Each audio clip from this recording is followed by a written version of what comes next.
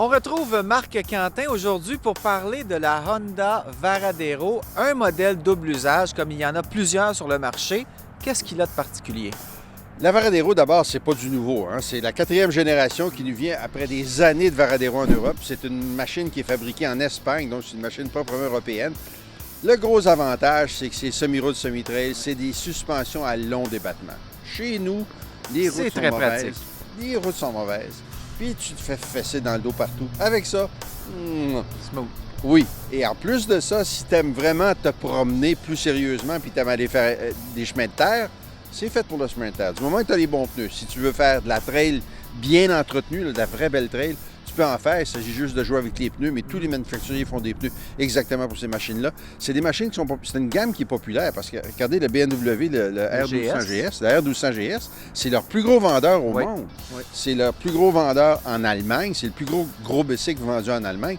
C'est très populaire. Et ici aussi, il y a beaucoup d'adeptes du GS. Et le double usage, c'est de plus en plus populaire aussi. Mais c'est tellement confortable. Oui. Écoutez, elle n'est pas parfaite, la machine. Elle est haute un peu. Mais ça, il y a moyen de baisser les poteaux en avant puis de jouer avec la précharge à l'arrière sur la suspension pour la baisser un petit peu pour les personnes qui sont un peu moins grandes. J'ai pas les jambes particulièrement longues, j'ai pas de problème avec, mais certaines personnes en auront peut-être. Le moteur, c'est un V2, donc c'est coupleux, comme on veut que ce soit coupleux. De quelle puissance? C'est une excellente question. Là, de mémoire, je pense que c'est 105 chevaux ou 110 chevaux. Mais c'est assez. Parce que ce que tu veux, c'est du couple. Ce que tu veux, c'est sortir des coins et dire... C'est en accélération, puis peut-être un petit peu faire danser l'arrière, surtout dans la terre. C'est plaisant. Mais attention, c'est pas une mini, c'est pas un 240 cc de terre.